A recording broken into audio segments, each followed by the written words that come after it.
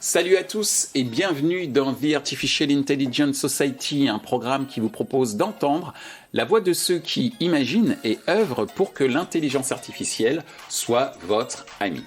En français dans le son, international dans le ton. Une émission accessible également en podcast sur toutes les plateformes d'écoute, avec pour partenaire média Hit Radio Africa, le premier réseau de radio musicale présent dans 10 pays du continent et qui fait la promotion de notre émission auprès de son audience internationale. Partenaire opérationnel, CheckSub, le spécialiste des sous-titrages via l'IA, une émission produite au sein des studios de l'École de journalisme et de communication ISCPA, Institut supérieur des médias, qui forme également de futures productrices et producteurs de contenu audiovisuel. Cette semaine, notre thème principal est le suivant: introduction à l'IA dans le marketing digital. Nous allons plonger dans le monde fascinant où le marketing rencontre le futur. Oui, je parle de l'IA dans le marketing digital. Vous savez, l'IA est partout ces jours-ci. Elle choisit même la musique que vous écoutez en boucle. Mais saviez-vous qu'elle peut aussi prédire ce que vous allez acheter avant même que vous le sachiez? Aujourd'hui, nous allons découvrir comment l'IA révolutionne le marketing digital, rendant les publicités tellement personnalisées qu'elles pourraient même vous rappeler d'acheter votre café ou votre thé favori. Alors, accrochez-vous car nous sommes sur le point de déchiffrer les mystères de l'IA sans même avoir besoin de demander à Siri. Parmi nos invités cette semaine, Pierre-Louis Fontaine, consultant expert en marketing digital, Thomas Spitz, expert en IA appliquée au marketing digital, Hugo Borenstein, CEO et cofondateur de Omi. Mais avant cela, place au focus IA de la semaine avec notre chroniqueur expert en intelligence artificielle, Alexandre Stopnicki, fondateur de 3h33.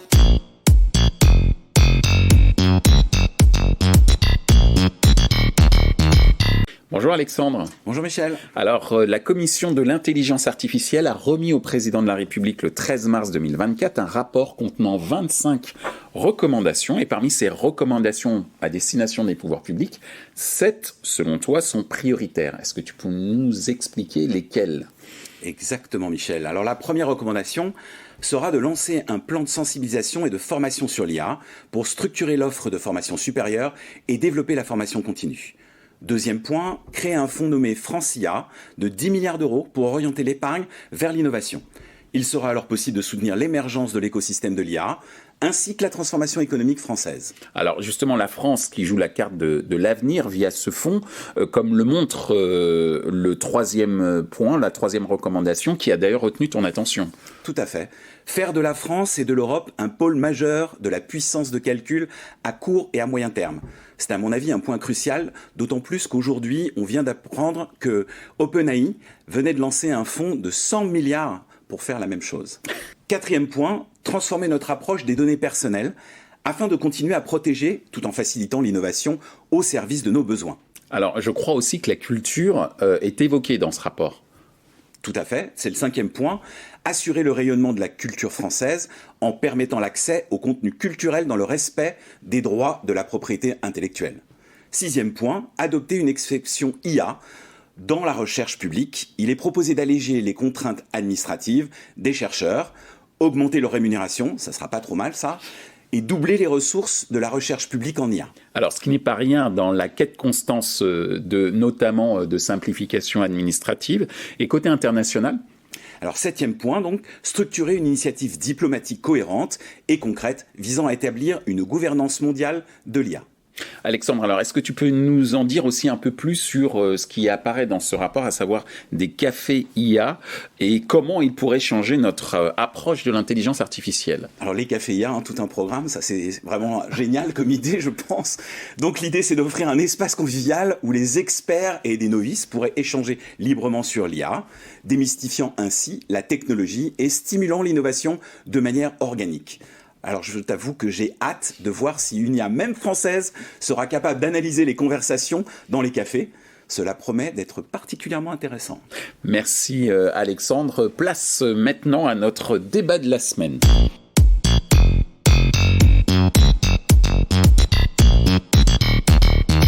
Salut à tous, bienvenue dans cette première de The Artificial Intelligence Society en compagnie de mon acolyte Alex, que j'appelle Alex, mais c'est Alexandre Stopnicki. Merci pour ton invitation. Et merci Alexandre d'avoir cru en ce projet que nous menons ensemble pour, on va dire, démocratiser, c'est pas le bon mot, mais en tout cas pour faire en sorte que l'intelligence artificielle soit le meilleur ami ou la meilleure amie de chacun d'entre nous, professionnel ou pas. On va bien sûr parler beaucoup de marketing et de publicité digitale, mais pas que, tout au long de cette nouvelle aventure de The Artificial Intelligence Society. Et merci également à nos 3 parrains ici présents. Donc bonjour Hugo et merci de ta présence. Merci d'accepter de non pas être un cobaye comme on a dit en répétant tout à l'heure, mais être le parrain, l'un des premiers à prendre la parole donc sur The Artificial Intelligence Society. Merci à toi Pierre-Louis. Et c'est la 2e fois que tu es parrain, puisque tu étais également parrain pour The Programmatic Society en 2018. Donc merci à toi. Merci pour ton invitation. Et merci Thomas d'être présent, mais également ravi de te recevoir pour parler donc de l'introduction de l'IA dans le marketing digital. Toute première question, et Hugo, je te demanderai d'y répondre en tout premier lieu, c'est quoi, de ton point de vue, les principales innovations apportées par l'IA dans le domaine du marketing digital ? Écoute, déjà félicitations et bon lancement. Moi, je suis ravi d'être le parrain de votre nouvelle émission. On en parlait, je ne sais pas si mes camarades sont d'accord avec moi, mais pour moi, la grande innovation, c'est que la barrière technique et la barrière créative sont toutes les deux tombées. Avant, dans le marketing, quand tu avais besoin de faire une campagne, tu briefais une équipe, tu briefais une agence, tu avais des allers-retours, tu avais des délais, tu avais des temps de production, tu avais de la réflexion, tu avais de l'A/B testing, de l'itération manuelle, donc ça prenait un temps complètement fou. L'intelligence artificielle vient enlever toutes ces nécessités techniques et ces nécessités créatives en te mettant entre les mains des outils hyper puissants qui te permettent tout seul de créer ta campagne, ton ciblage, d'itérer, d'A/B tester. Un exemple tout simple pour illustrer, mais tu fais une campagne avec une copie, un message principal, tu demandes à ChatGPT de te décliner 15 fois, c'est super facile. Donc pour moi, la grande innovation, c'est que la barrière technique et technologique sont tombées, et ça veut dire qu'on est à l'aube d'une nouvelle ère du marketing où le professionnel du marketing va pouvoir faire beaucoup plus, beaucoup plus vite et beaucoup moins cher. Donc je pense qu'on est tous super excités par cette opportunité-là, mais c'est gigantesque, c'est un vrai changement de paradigme. Merci Hugo. Alors une sorte de loi de Moore des compétences, c'est-à-dire qu'en gros l'intelligence artificielle va augmenter toujours en capacité et permettre à chacun d'entre nous d'être beaucoup plus puissant, innovant, voire peut-être créatif. Quel est ton avis sur le sujet ? C'est clair que la révolution du texte, text to speech, text to text, etc. Donc c'est une vraie révolution pour le coup. Là où je mettrai un bémol dans ces notions d'innovation, c'est qu'en fait ça va mettre les individus en face de leurs propres compétences ou de leurs propres incompétences. C'est pas parce qu'on a un outil de création ultra béton, que ce soit Dali ou d'autres, qu'on est un bon créatif. Et en fait, ce qui va se passer, pour moi, la conséquence de cette innovation IA et de cette révolution, parce que c'est pas qu'une innovation, c'est une révolution, c'est qu'en fait, les bons seront nettement meilleurs, mais les moins bons créatifs seront pas forcément meilleurs. C'est-à-dire que, et là on parle de prompt, mais on parle aussi d'auto-prompting, on parle de contrôle, on parle de maîtrise des IA. La vraie révolution pour moi, c'est que ça va mettre chaque individu, que ce soit côté agence ou même côté annonceur, en face de ses propres puissances, ou de sa propre impuissance ou de sa propre absence de créativité. Donc, pour conclure, l'IA, pour moi, en termes d'innovation, c'est un outil d'auto-psychologie et d'auto-évaluation, tout simplement. Alors, c'est ça la vraie révolution. Donc, d'une certaine manière, l'IA générative peut être une sorte, de génération d'hyper-compétences ou d'hyper-incompétences. Tout dépend de l'individu qui gère ce type d'outil. Quel est ton avis, Thomas, sur justement les principales innovations apportées par l'IA dans le domaine du marketing digital et sur ce que viennent d'évoquer Hugo, notamment sur ces barrières techniques qui étaient tombées et ce que vient d'évoquer à l'instant Pierre-Louis sur cette hyper-compétence ou une incompétence sublimée par l'IA? Ouais, je suis totalement d'accord avec mes camarades. Effectivement, il va y avoir un scale de la création de contenu, plus rapide, plus efficace, à moindre coût. Va y avoir aussi une responsabilité des personnes qui sont en face. Je pense qu'une notion qu'on va de plus en plus entendre, c'est le créatif augmenté, le consultant augmenté, parce que c'est pas magique. Il faut qu'il y ait quelqu'un qui soit créatif, qui soit innovant. Donc ça, c'est important. Maintenant, sur les innovations du marketing digital, je pense que la première, elle est arrivée il y a déjà 10 ans avec le ciblage publicitaire. Et aujourd'hui, c'est intégré totalement dans les grands outils que sont Meta ou Google. Donc je pense que les gens en fait sont en face d'IA toute la journée, peut-être sans s'en rendre compte. Maintenant, si on parle d'IA générative, les grandes nouveautés pour moi, c'est l'automatisation du contenu qui va amener une hyper personnalisation du contenu. L'autre point, c'est l'interaction. On a tous vu ChatGPT qui a atteint 1 million d'utilisateurs en 5 jours.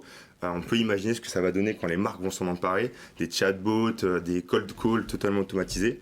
Et un point qui me semble assez important, c'est l'exploration et l'insight. On parle toujours de beaucoup de data en marketing. Aujourd'hui, avec l'IA générative, on va avoir de plus en plus de points de data. Donc avant on parlait de données structurées, maintenant on peut analyser de la donnée non structurée, des images, des vidéos, de la donnée textuelle écrite et l'accessibilité à cette donnée. Aujourd'hui on parle pas mal de coder en langage naturel. N'importe qui peut avoir accès à cette donnée et c'est plus seulement réservé aux data analysts. Donc il y a beaucoup de nouveaux cas d'usage à explorer avec tout ça. Ce qui confirme justement cette fameuse barrière technique qui est tombée de par ce que nous expliquait Hugo tout à l'heure. Alexandre, sur ce que viennent de nous dire nos invités, qu'est-ce que ça suscite chez toi comme réaction ? C'est vrai qu'aujourd'hui, j'entends des directeurs artistiques qui me disent qu'ils ne recruteront plus des personnalités, des talents qui n'utiliseront pas l'IA. Ça, c'est la première fois que j'entends ça depuis un certain temps maintenant. Ça commence à arriver. Et donc ça, c'est quelque chose de très intéressant. La facilité d'accès à ces intelligences artificielles qui vont permettre de faire de la création et d'accompagner de la création va changer la façon dont vous allez recruter et la façon dont vous allez former aussi les talents qui vont venir travailler avec vous. Qu'est-ce que vous pensez par rapport à ça, des nouveaux métiers ou des nouveaux profils que vous allez rechercher ? Ce que tu as dit est hyper intéressant. Tu parles de fonctions artistiques, donc direction artistique, qui disent « je veux des profils qui utilisent l'intelligence artificielle ». Donc là, c'est le multiverse. C'est-à-dire que tu as deux univers qui normalement ne se rencontrent jamais, la créativité et la technologie qui rentrent en fusion. Moi, ça me semble juste fou la phrase que tu viens de dire quand tu dis « je veux absolument des gens qui utilisent de l'intelligence artificielle ». Pour moi, ce que ça veut dire, alors c'est la tarte à la crème, c'est une phrase qu'on a tous entendue, mais l'IA ne va pas te remplacer, mais quelqu'un qui maîtrise l'IA va te remplacer. Et c'est une tarte à la crème, mais c'est exactement ça. Les gens avec qui tu parles, pour moi, ils ont compris quel est l'avenir de leur métier. Ils doivent devenir plus techniques. Beaucoup plus technique. Donc, on peut plus se contenter juste d'avoir des idées, des intuitions. On doit fonder nos décisions dans la donnée et l'exécution dans la technologie. Et ça veut dire se mettre au niveau. C'est aussi ce que tu as dit tout à l'heure. Si tu te mets pas au niveau, si tu ne te formes pas, si tu comprends pas, ça va amplifier ton incompétence. Et à l'inverse, si tu maîtrises cet outil, ça va décupler ta capacité et ta compétence. Donc, c'est vraiment l'alliance de deux univers, pour moi, qui se rencontrent. C'est hyper excitant. Et je pensais pas que cette barrière-là, pour venir sur les barrières, créativité et technologie, qui s'opposent quand même beaucoup depuis toujours, même si dans le marketing, dans la publicité, il y a de l'innovation, il y a ce qu'on fait nous, il y a ce que font plein d'autres personnes. Là, vraiment, est en symbiose complète. Pierre-Louis, par rapport à la question effectivement, c'est intéressant. Alexandre. Il y a un couple en agence de communication qui est le couple directeur de création ou directeur artistique et concepteur-rédacteur. Donc à chaque fois, ils travaillent en couple. Quand un commercial, comme moi j'étais dans l'agence, j'allais voir les créatifs, à chaque fois, je briefais le créatif, directeur de création ou directeur artistique, et le concepteur-rédacteur. Aujourd'hui, il va y avoir un couple directeur de création ou directeur artistique et prompteur. Et c'est le prompteur qui devra, lui, assumer les copies stratégie et générer de l'intelligence. Ça ne sera plus un concepteur-rédacteur au sens agence du terme aujourd'hui, ça sera un spécialiste du prompt créatif qui, en même temps, développera le concept de communication autour d'une problématique de lancement d'auto, etc., etc. Donc, les couples vont se modifier en agence. Les équilibres vont se modifier en agence, mais l'agence n'est pas morte. Il y a des messages qui disent l'agence est morte, elle va disparaître. On aura d'ailleurs une émission spéciale sur le sujet. Non, mais c'est clair que l'agence ne disparaîtra pas. Par contre, il y aura des nouveaux équilibres à l'interne, des nouvelles façons de vendre et des nouvelles façons de concevoir et de créer mais les agences ne disparaîtront pas, au contraire. Je suis d'accord avec ça, parce qu'elles vont reprendre de la valeur sur une partie conseil, etc. En revanche, ce qui est intéressant, tu parlais de l'agence, mais chez l'annonceur, ça veut dire que tu vas avoir une capacité, une compétence qu'il n'avait pas avant. Alors, la compétence créative, elle était jamais dans in-house, comme on dit, chez l'annonceur vraiment. Là, elle va pouvoir l'être. Je dis pas pour tout. Toi, tu penses peut-être la grande campagne ou vraiment le positionnement marketing, ça, je pense que non.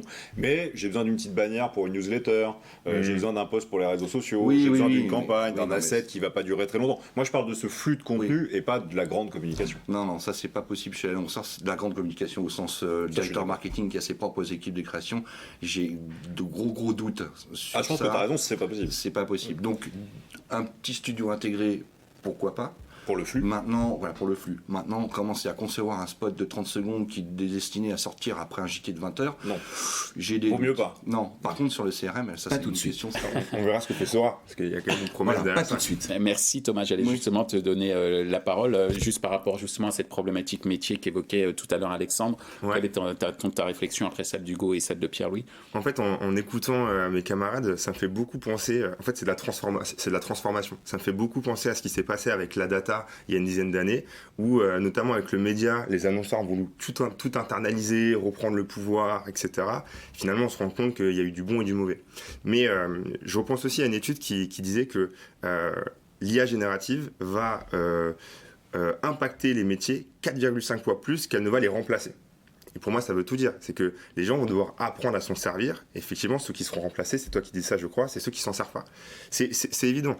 Sam Altman, dans une interview, je crois, début de semaine, disait également je pense pas que l'IA va remplacer des métiers, mais par contre, posez-vous la question, la tâche de 30 secondes, est-ce que je peux pas la remplacer? La tâche de 3 minutes, la tâche de peut-être 3 heures. Et je pense que c'est en ça qu'il va y avoir un changement de paradigme. C'est que demain, les gens devront être effectivement augmentés. Et quelque part, il y a aussi une façon de sauver un petit peu le travail, si on y pense, parce que du coup, on va pouvoir se concentrer sur les tâches à forte valeur ajoutée. Et en ce sens-là, c'est hyper positif. Alors justement, puisque tu cites le mot de changement, on a évoqué énormément la notion de création. J'en arrive à cette question. En quoi l'IA change-t-elle la création de contenu et la personnalisation de campagnes marketing? Est-ce que vous avez des exemples? Et je pense, Hugo, que tu en as, puisque, je le rappelle, en tout cas, tu vas nous le rappeler, nous l'indiquer. Tu es le CEO d'une entreprise qui est spécialisée dans la modélisation, en tout cas, d'objets 3D via l'IA, notamment dans le domaine de l'e-commerce, mais pas que. Tu vas tout nous expliquer. Donc, en quoi l'IA, justement, change-t-elle la création de contenu et la personnalisation de campagne marketing, selon toi? Alors déjà, pour revenir sur les sujets dont on discute, c'est quand même des sujets il y a 6 mois. Moi, ça m'aurait paru très très loin et pas possible. Là, je vais vous parler de comment on automatise la création d'une image. Mais vraiment d'une vraie image, pas à peu près d'une image, d'un motion design, d'une vraie photo, comme si elle avait été prise avec un appareil photo. Alors, moi, j'ai cofondé Omi il y a 4 ans avec mon frère Paul. On est une technologie de 3D générative, donc c'est une intelligence artificielle 3D. Elle a une particularité, c'est qu'elle permet de générer des images qui ressemblent à une vraie photo ou des vidéos qui ressemblent à une vraie vidéo. On est utilisé par plus de 1000 marchands, et tu l'as dit, qui servent de notre technologie pour alimenter les flux de leurs comptes réseaux sociaux en organique, en payant, les visuels de leur marketplace, de leur site internet, du CRM, enfin bon, voilà. Quand tu es une marque, l'électricité, le contenu, c'est comme l'électricité. Si tu n'en as pas, tu n'existes pas et tu as besoin de le rafraîchir tout le temps. Le problème, c'est qu'avant ces technologies, là on parle d'Omi, notre société à nous, mais tu n'avais pas vraiment de solution. Tu devais produire du contenu de façon artisanale en permanence, tu avais beaucoup de mal à suivre le rythme. Le gros changement, d'abord, c'est que c'est possible. Tu vois, tu m'interroges, mais créer une image à partir de rien, à partir d'un calcul d'ordinateur, ça relevait de la science-fiction il y a 2-3 ans. Quand nous on s'est lancé, tout le monde nous prenait pour des fous furieux. Hein. On nous regardait en disant ils sont marrants les frères Borenstein, mais je ne sais pas ce qu'ils vont faire. Maintenant c'est vraiment possible et tu atteins des niveaux de réalisme et de qualité qui sont ceux d'un grand film d'animation ou d'un grand jeu vidéo. Ça nous promet avec Sora dont on parlait tout à l'heure en ce qui te concerne. Ouais, tout à fait, ça ressemble à eux. Sora, on aurait beaucoup de choses à en dire parce que bon, pour l'instant on a vu une démo, voilà. On n'a pas accès. Calculer des vidéos de 5 minutes, moi j'ai envie de voir la facture parce que quand je vois moi ma facture de cloud, je peux te dire. Et ça c'est un élément important. Donc j'aimerais bien qu'on connaisse un peu comment ça marche. Pour Sora, j'attends de voir, mais en revanche, il y a Dali dont tu as parlé, il y a Midjourney, il y a plein de technos qui font, il y a Omi qui permettent de le faire. Le grand changement d'abord c'est cette génération et ensuite c'est de l'hyper personnalisation. C'est-à-dire que on est 5 personnes autour de la table, on est tous différents, on n'a pas les mêmes centres d'intérêt, on n'a pas les mêmes passions, on n'a pas le même budget, on n'habite pas au même endroit, on n'a pas le même âge. Donc on est chacun tout à fait différent et alors pas être désagréable, c'est parce que je Tout va bien. je te vois réagir. Mais non, ce que je veux dire, c'est que on a. Mais tant mieux. En revanche, on a tous le même site internet quand on va acheter un produit. Donc on va sur le site de Yves Rocher, et ben on va tous avoir le même site internet. Et moi je trouve que ça c'est pas normal aujourd'hui en 2024. Et donc l'IA permet notamment de personnaliser le dernier touchpoint, le visuel, par exemple une fiche produit, et de pas afficher le même Alexandre, qu'à Michel, qu'à Hugo, qu'à n'importe qui. Donc on entre dans l'ère de l'hyper personnalisation, notamment parce que cette capacité de production sur le contenu est décuplée. Merci beaucoup Hugo. De ton point de vue, Pierre-Louis, l'IA, on est d'accord, ça change, ça nous augmente tous, autant nos compétences que nos... compétences. Exactement, comme tu disais tout à l'heure. Et donc, en quoi ça va changer la création de contenu et la personnalisation des campagnes marketing? Si tu as quelques exemples, ce serait très bien aussi. Alors déjà, le prisme de comment je lis cette question, moi, il faut lire cette question à l'aune de la customer journée. On parle d'hyper-personnalisation, mais ça va du premier contact, y compris sur la génération de spots télé à la volée, parce que ça va arriver, c'est une évidence, jusqu'à une ultra-personnalisation du CRM, et voire des outils produits pour un individu qui lui-même va faire de l'advocacy. Donc c'est sur toute la chaîne de valeur de la customer journée que l'IA, en matière de création, va se plugger. Et si je devais m'arrêter, si je devais regarder cette customer journée, d'un point de vue marketing, si j'étais patron du marketing aujourd'hui, je partirais de mon CRM. Je ferais analyser par l'intelligence artificielle, quand je dis je ferais, c'est que c'est des recommandations qui sont en cours, je ferais analyser l'ensemble de mes touchpoints CRM, plus l'analyse du bruit autour de ma marque, pour recréer des clusters que l'IA va me proposer. C'est pas moi avec mon petit cerveau qui vais créer 15 clusters. C'est l'IA en fonction de ce qui va être analysé sur le marché, y compris la donnée chaude ou de la donnée advocacy, qui va recréer des clusters, et c'est ces clusters-là qui vont remonter jusqu'aux médias, et à un moment donné, le directeur marketing va dire, bon voilà, on a maintenant 18 nouveaux clusters, merci l'IA, maintenant vous allez appliquer ces 18 nouveaux clusters en termes de ciblage en amont. Moi, ce que je comprends dans ce que tu dis, c'est que sans c'est data, clair, l'IA pour le marketing digital n'a pas lieu d'être, entre guillemets, ou en tout cas très peu efficace, en tout cas sur des aspects de performance marketing, j'entends. La performance marketing, elle sera liée à l'analyse de la data, qu'elle soit froide ou chaude, y compris des informations, des contenus qui ne sont pas quantifiés. C'est possible aujourd'hui. C'est possible. Il y a des IA qui analysent l'ensemble du bruit autour d'une marque, et le tout en à peu près 5 minutes, à partir du moment où la marque accepte de se faire scraper correctement. C'est l'IA qui va créer des nouveaux clusters. Le patron du CRM et donc le patron du marketing, ils vont se dire, bon, vas-y, crée-moi mes clusters, crée-moi mes segmentations. C'est ça la vraie révolution. La segmentation sur la connaissance et l'ultra-personnalisation, elle va en plus bouger tous les jours ou toutes les semaines. Ouais. Merci Pierre-Louis pour ces précisions. Donc je me ferai du souci en tant qu'agence média pour le coup. Parce que l'agence média, si elle n'a pas accès aux données de consommation, je suis désolé, je suis un peu long. Non, mais l'agence média va devoir à un moment donné faire sa propre évolution interne et commencer à négocier avec son propre client l'accès aux données CRM et de faire la liaison. De façon, c'est le CRM qui va générer l'intelligence média et non pas l'inverse. Ok, merci beaucoup Pierre-Louis pour ces précisions. Effectivement, ce sera le sujet d'une autre émission sur effectivement l'impact de l'IA sur les agences de publicité, agences médias, agences créatives, ou même les sociétés d'études. Je ferme la parenthèse, ce sera un prochain débat. De ton point de vue, Thomas, justement, tu as évoqué beaucoup le mot changement dans tes premières interventions. En quoi l'IA change la création de contenu et la personnalisation des campagnes marketing selon toi? Et si tu as des exemples, elles sont bienvenues. Oui, avec plaisir. Je voulais juste rebondir un peu sur ton point sur l'importance de la data.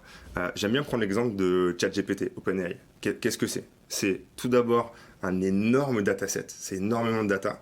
Sans cet énorme dataset, OpenAI n'existe pas. C'est juste un modèle, le modèle sans data n'existe pas. Donc l'accès à la donnée, la valorisation de la donnée va être clé.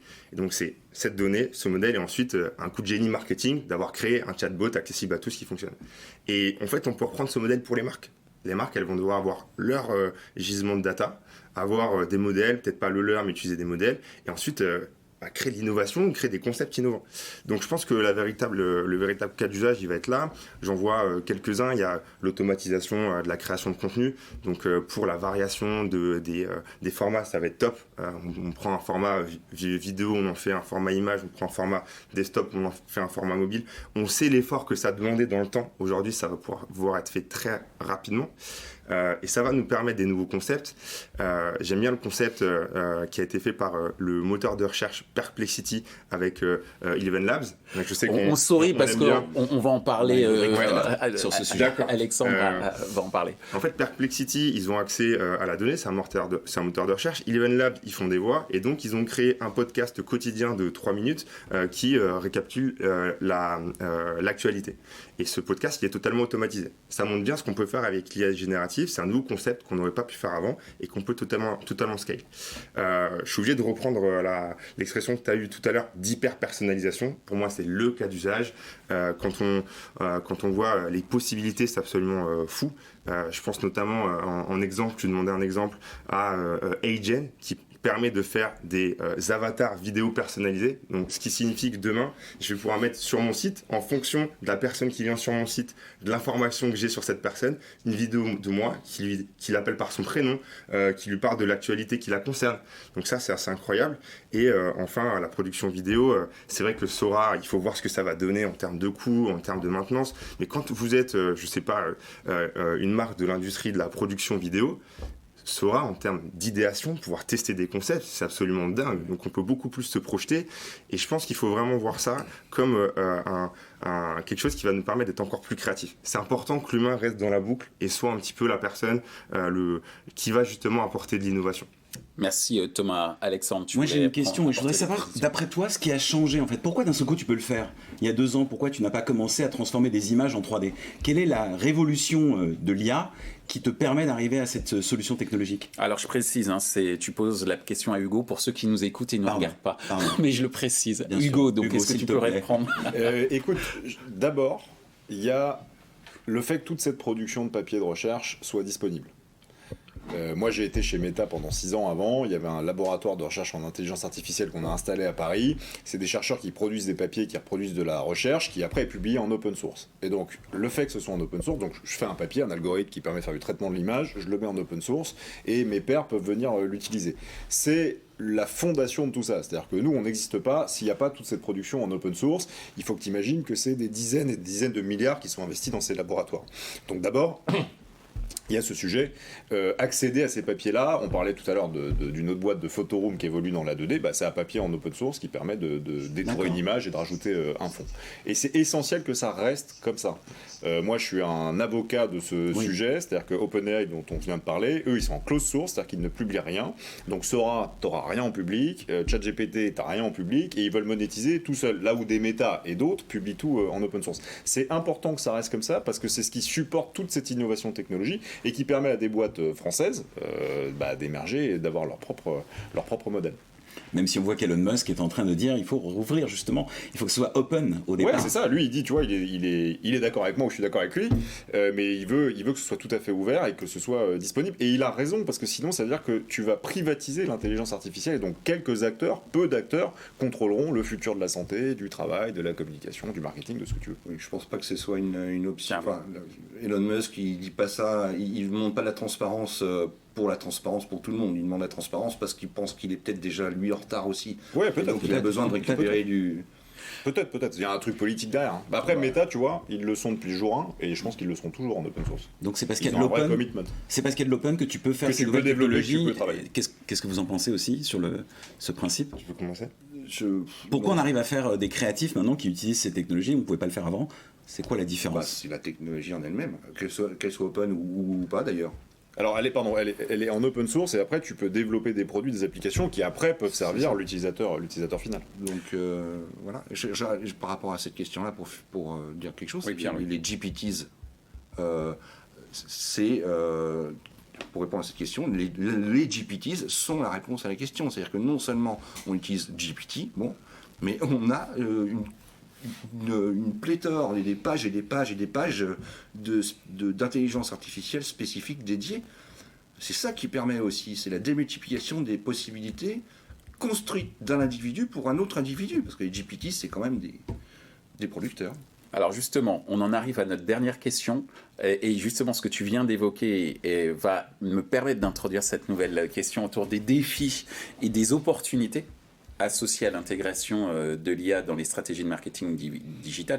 D'après vous, quels sont les défis et justement ces opportunités associées à l'intégration de l'IA dans les stratégies de marketing digital? Très rapidement, Hugo. Écoute, très rapidement, si on doit choisir un seul élément, il faut que les directions marketing fassent leur devoir. Je sais, c'est un peu brutal, mais il faut qu'elles se mettent à niveau sur un truc sur lequel elles ont la main et elles peuvent agir tout de suite, c'est la structuration de leur dataset. C'est ce que tu as bien dit tout à l'heure. Pas de dataset, ou ce que tu as dit pour le CRM, pas de dataset propre, pas de dataset bien tagué, pas de metadata, pas de bonbons, pas de chocolat, pas d'intelligence artificielle, pas de bras. Il faut d'abord qu'elles se mettent à niveau dessus. Nous, on se connecte parfois à des pins, des dames, donc on accède à ces flux, à ces datas. Je peux te dire, il y a une marge qui est très très haute. Et c'est pas pour tirer contre notre camp, mais nous, on est en France et au Royaume-Uni. La différence entre un marché comme le Royaume-Uni qui est très avancé, très sophistiqué sur le sujet structuration de leurs data, ça fait 10 ans qu'ils structurent leur dataset, et donc ils ont sur l'étagère des datasets prêts à être exploités par les applications dont on vient de parler. Donc voilà, l'enjeu principal, c'est de la data propre, bien structurée, exploitable, et franchement, il y a du boulot. Merci Hugo. Pierre-Louis, les défis et opportunités associées à l'intégration IA dans les stratégies marketing. Il faut qu'ils rangent leur Pareil, data propre, on range la chambre. Ah, il faut ranger la chambre. J'allais dire la méthode Kando côté data. C'est ça, ouais. Certains acteurs, et des annonceurs notamment, qui vont travailler avec du Oracle ou du Adobe, ont des nomenclatures de data qui sont assez propres, et tout va bien. Et d'autres, de taille moyenne ou de petite taille, soit n'ont pas de data du tout déjà, et puis voilà. Soit ils ont une data qui est mal travaillé, donc je te rejoins là-dessus. Il faut ranger sa chambre le plus vite possible, parce que si on range pas la chambre, on n'aura pas d'intelligence. Le plus vite possible, t'as raison, parce que c'est maintenant ou jamais. Je suis d'accord avec ça.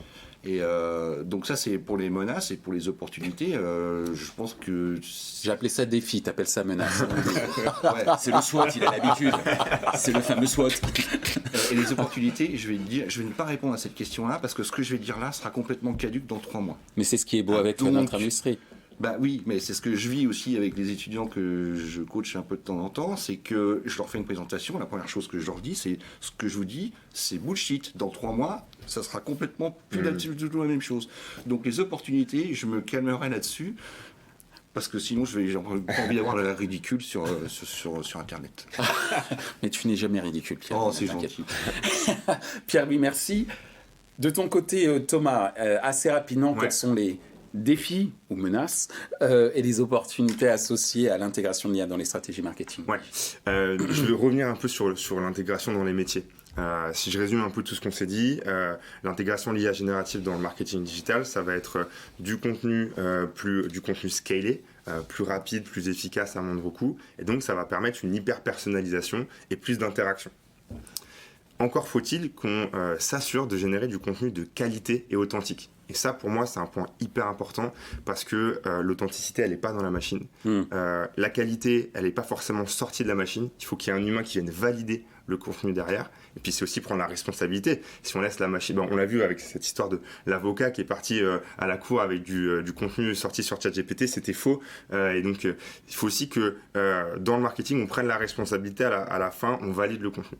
Si on arrive à faire ça, on va entrevoir un nouveau mode de collaboration. On va avoir l'humain au départ pour créer les concepts, innover, avoir quelque chose d'authentique, d'empathique.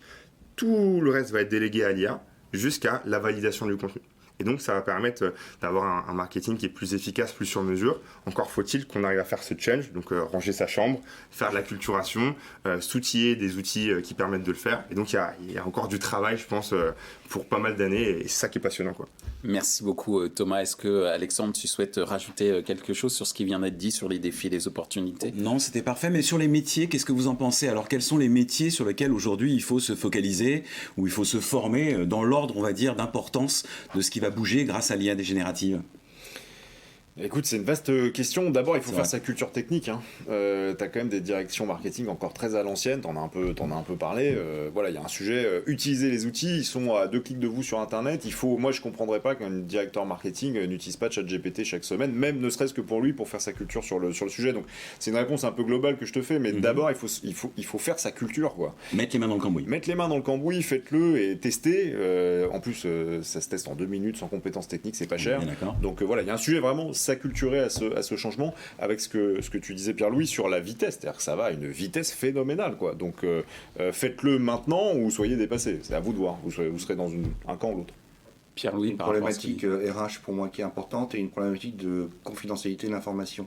Quand on dit à un directeur marketing, vas-y, mets les mains dans le cambouis et attaque, s'il n'y a pas Il faut lui expliquer un cadre. un cadre et surtout des protections en termes de données, ça va poser un souci.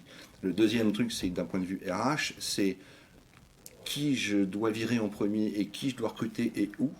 Donc c'est une décision de présidence ou de direction générale. Et si la présidence ou la direction générale ne préempte pas ce sujet-là en collaboration avec sa RH, à ce moment-là, il y aura des vrais soucis, voire des démissions. Voilà. Dernier sujet, à un moment donné, il va falloir qu'il crée un poste chez l'annonceur.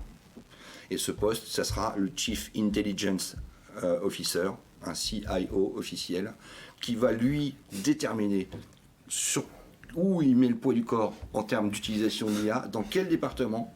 Ok. Il aura ses prompteurs ou il aura ses ingés en dessous, 3 personnes qui vont dire en RH il faut sortir ou intégrer 3 personnes. Sur le CRM on est short pétrole, il nous faut 5 personnes de plus, etc. etc. Et ce CIO, le Chief Intelligence Officer, ça sera peut-être pas ce nom-là, mais c'est clair que ça va arriver parce qu'un président ou un DG n'aura pas la compétence puisqu'il est DG et président depuis longtemps. Et qu'en plus son métier c'est de vendre du yaourt ou des voitures. Merci Pierre-Louis. Est-ce que Thomas, tu peux répondre à la question d'Alexandre? En 2 mots, en fait, je reviens sur ce sujet de change. Tu parles de Chief Artificial Officer. Encore une fois, bon, je parle beaucoup du passé, mais parce que c'est intéressant. Il y a 10 ans, on a créé des Chief Digital Officer. C'est un sujet de transformation. CDO. Des CDO. Et qui sont encore là. Donc je pense que le CDO, il va peut-être devenir CEO, artificial, CIO. Enfin, en tout cas, c'est un métier de change. Et donc, il y a des sujets, comme tu l'as dit, de gouvernance, de sécurité. C'est primordial. Mais je pense que si je devais terminer sur une note peut-être un peu plus sympathique, le change, pour faire du change, il faut une chose très importante, c'est la curiosité. Tu le disais, il faut être curieux, il faut oser, être un peu audacieux, pas rester dans son petit siège comme on l'a fait. Faut oser tester. Et finalement, c'est ouvert à tout le monde. N'importe qui peut aller sur les outils, tester. Donc voilà, je terminerai là-dessus. Soyez curieux. Eh bien, merci messieurs. On termine cette première émission donc sur des termes très humains, hein, curiosité. On a parlé d'authenticité. L'authenticité n'est pas dans la machine. Hein. On a parlé d'acculturation. Et puisqu'on parle d'acculturation, eh bien, c'est la vocation de cette émission, de cette première émission que nous avons faite ensemble. Au sein des studios, je tiens à le préciser, de l'ISCPA qui forme au journalisme et à la communication, sans oublier également la production de contenu pour les réseaux sociaux. Donc merci à cette école de nous recevoir. Donc c'est aussi un programme pédagogique, The Artificial Intelligence Society, et cette acculturation, messieurs, vous avez œuvré pour elle. Donc merci à vous et j'espère à bientôt. Merci pour l'invitation, Merci à bientôt. beaucoup.